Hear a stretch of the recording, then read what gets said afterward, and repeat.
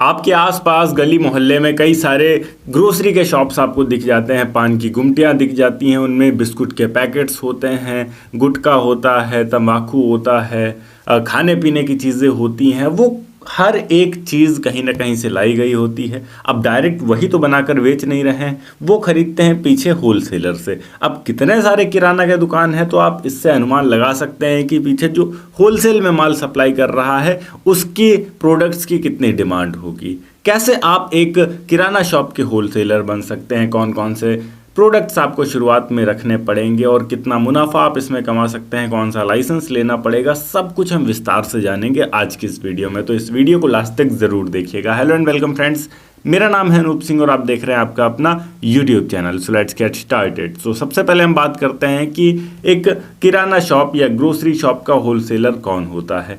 वो व्यक्ति जो एक एक इकाई ना बेचकर सीधे एक बल्क क्वांटिटी रिटेलर्स को बेचता है, उसको हम होलसेलर कहते हैं। आसान भाषा में अगर समझने की कोशिश करें तो अगर आप किसी किराने की दुकान पर जाएंगे और वहाँ कहेंगे कि मुझे 1 किलो चावल दे दो, तो वो आपको दे देगा। पर अगर आप किसी होलसेलर के पास जाकर बोलेंगे कि आप मुझे 1 किलो चावल दे दो, तो वो नहीं देगा। वो बोलेगा कि पूरा का पूरा कट्टा है, बोरी है, वही आपको लेकर जानी पड़ेगी। अगर आप एक खुला साबुन 10 रुपये का 20 रुपये का लेने जाएंगे तो नहीं देगा।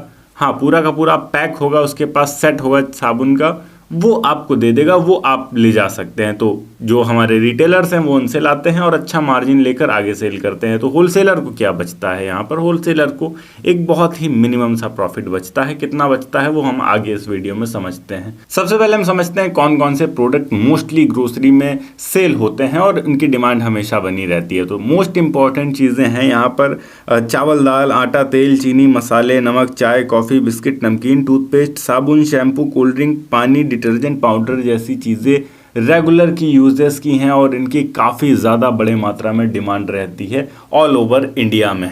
सबसे बड़ा कंसर्न ये रहता है कि अगर हम होलसेल शॉप शुरू भी कर रहे हैं तो उसके लिए क्या इंपॉर्टेंट चीज़ें हैं। सबसे पहले एक प्रॉपर लोकेशन पर आपको एक शॉप देखनी होगी, ऐसे लोकेशन पर जहाँ पर होलसेल का मार्केट हो। ज़्यादातर जो शॉप वाले हैं वो वहाँ आते जाते हों, ऐसा भी नहीं है कि किसी गली के अंदर बिल्कुल ले लिया और वहाँ तक कोई पहुँच नहीं पा रहा है। दूसरी चीज़, इसको गूगल मैप पे लिस्ट करना बहुत ज़्यादा ज़रूरी है, क्योंकि अगर कोई सर्च करता है तो आसपास आप आसानी से उसको मिल सकें। और तीसरी चीज़, यहाँ पर अगर आपने प्रॉपर लोकेशन देख लिया तो उसके डॉक्यूमेंटेशंस कंप्लीट रखें, रेंट एग्रीमेंट वगैरह। अब बात करते हैं कि प्रोडक्ट्स आप खरीदेंगे कहाँ से, लाएंगे कहाँ से। तो जो भी होलसेलर्स होते हैं उनके पास जो भी ब्रांड की चीज़ें होती हैं, फॉर एग्जांपल यहाँ पर ले लेते हैं हम डव शैम्पू। अब डव शैम्पू एक ऐसा प्रोडक्ट है जिसकी हर दुकान में काफ़ी बड़ी डिमांड रहती है और अगर आप एक होलसेलर बनते हैं तो ये आपको रखना ही पड़ेगा, क्योंकि मार्केट में इसकी डिमांड है। रिटेलर्स आएंगे, आपसे कहेंगे डव शैम्पू है आपके पास, आप अगर बोल देंगे कि नहीं वो हम नहीं बेचते हैं तो दोबारा आपके पास कोई आएगा ही नहीं। तो वो बहुत इंपॉर्टेंट है। अब वो आपको कहाँ से मिलेगा? वो आपको मिलेगा ब्रांड के डिस्ट्रीब्यूटर्स से। ब्रांडेड प्रोडक्ट्स के डिस्ट्रीब्यूटर्स हर जिले में होते हैं। ना केवल हिंदुस्तान यूनिलीवर के आपको मिलेंगे, बल्कि गोदरेज के मिलेंगे, इसके अलावा टाटा एफएमसीजी के मिलेंगे। अलग अलग ब्रांड्स हैं, अलग अलग इंडस्ट्री हैं और उन सभी इंडस्ट्री के अलग अलग प्रोडक्ट्स हैं और जो भी प्रोडक्ट्स हैं उन सभी के कोई ना कोई डिस्ट्रीब्यूटर्स हैं। आपको उन डिस्ट्रीब्यूटर्स को देखना होगा अपने एरिया में और उनसे ही सारा का सारा सामान उठाना होगा एक तरीके से। कुछ ऐसी चीज़ें जो कि आप बिना डिस्ट्रीब्यूटर के भी उठा सकते हैं, जैसे फिनाइल हो गया। अब कुछ लोग लाइजॉल जैसी बड़े ब्रांड बेचना चाहते हैं अपने शॉप में, तो उसके लिए आपको डिस्ट्रीब्यूटर उनका पकड़ना पड़ेगा। बट अगर आप नॉर्मल फिनाइल बेचना चाह रहे हैं तो उसके जो सेलर्स होते हैं या फिर मैन्युफैक्चरर्स होते हैं वो आपके आसपास ही मिल जाएंगे, तो आप उनसे डायरेक्ट खरीद सकते हैं। बट जो भी बड़े प्रोडक्ट हैं ध्यान रखना पड़ेगा आपको कि वो डिस्ट्रीब्यूटर से ही लेंगे, तभी आप ओरिजिनल सामान भी पा पाएंगे, सही रेट में पा पाएंगे और अच्छा मुनाफा उसमें कमा पाएंगे। बात करें यहाँ पर इन्वेस्टमेंट क्या रहता है, कितना खर्चा आता है हमारा इस बिजनेस को स्टार्ट करने के लिए, तो अप्रॉक्स यहाँ पर मान के रखिए कि आपका 2 से 2.5 लाख रुपए तो मिनिमम खर्च होता है, जिसमें आप शॉप का रेंट देंगे, प्लस इंटीरियर डिज़ाइनिंग के लिए तौल मशीन आप रखेंगे, सामान आप सारा का सारा लाकर भरेंगे। तो मिनिमम से मिनिमम यहाँ 2 से 2.5 लाख रुपए का इन्वेस्टमेंट आता है। बड़े लेवल पे जाते हैं तो आपको एक गोडाउन भी अपना रखना पड़ेगा, तो उसके लिए जो इन्वेस्टमेंट है वो अलग होगा, पर वो तब होगा जब आपका एक नॉर्मल शॉप चल जाएगा। शुरुआत में ही आप बड़े लेवल का नहीं सोच सकते हैं। बात करें लाइसेंस कौन कौन सा लगने वाला है, तो सबसे पहली चीज़ जीएसटी नंबर मैंडेटरी है यहाँ पर, अगर आप डिस्ट्रीब्यूटर्स से डील करना चाहते हैं, उनसे प्रोडक्ट्स खरीदना चाहते हैं। दूसरी चीज़ यहाँ पर आपको शॉप एक्ट लाइसेंस लेना पड़ेगा, आपके नगर निगम से आपको मिल जाएगा। तीसरी चीज़ FSSAI food safety standard authority of India से आपको एक रजिस्ट्रेशन करवाना पड़ेगा। अगर आपका टर्नओवर 20 लाख से ऊपर जा रहा है तो आप यहाँ पर लाइसेंस भी ले सकते हैं, स्टेट लाइसेंस होता है। इसके अलावा यहाँ पर सेंट्रल लाइसेंस होता है।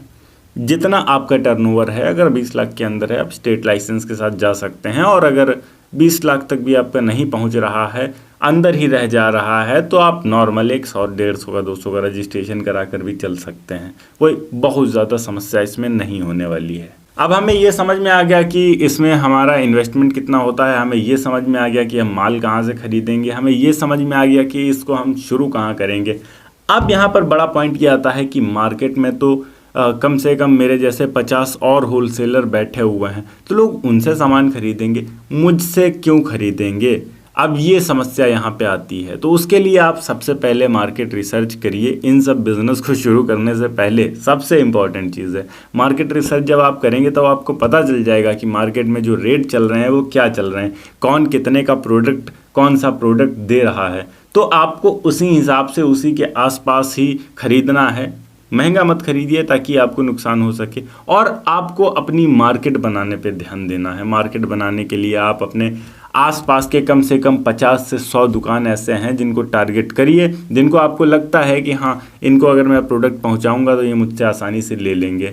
शुरुआत में आपके पास दुकानदार नहीं भी आएंगे प्रोडक्ट लेने के लिए, तो आप एक ठेलिया रख सकते हैं या एक ई रिक्शा रख सकते हैं, ई लोडर रख सकते हैं एक तरीके से, और एक बंदा अपने पास रख सकते हैं। हर दुकान में उसे जाना होगा और हर दुकान से ऑर्डर लेना होगा और हर उस दुकान तक प्रोडक्ट्स पहुंचाने होंगे, ताकि जो भी दुकानदार हैं वो भाग दौड़ अगर नहीं करने लायक हैं तब भी उनके पास तक सामान आसानी से पहुंच जाया करे। क्योंकि बहुत सारे दुकान वाले केवल इस चीज़ को लेकर परेशान रहते हैं कि उनके वहाँ कोई भी ऐसा व्यक्ति नहीं है जो कि सामान लेने के लिए होलसेलर के पास जा सके।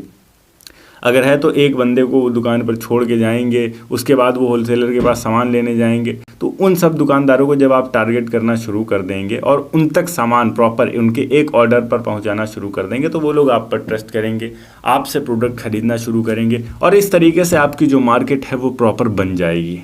अब बात करें यहाँ पर प्रॉफिट कितना होता है। देखिए, अगर आप किराना शॉप होलसेल बिजनेस में उतरते हैं तो यहाँ पर कुछ ऐसे प्रोडक्ट्स आपको मिलते हैं जिनमें तो अच्छा खासा प्रॉफिट होता है। लाइक आपको 5 से 10% तक आसानी से मिल जाता है।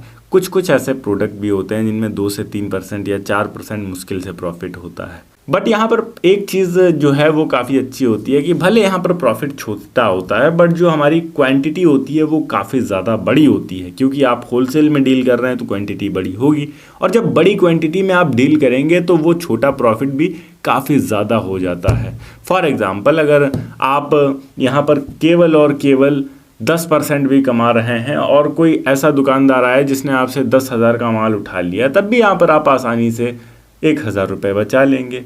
अब एक बंदे से अगर आप 1,000 रुपये बचा रहे हैं यहाँ पर, और दिन में आपके पास केवल और केवल 10 बंदे भी आ जाते हैं, तो 10,000 तो हो गए। हालांकि शुरुआती फेज में आप इतना एक्सपेक्ट नहीं कर सकते हैं, 10,000 काफ़ी ज़्यादा हो गया एक तरीके से।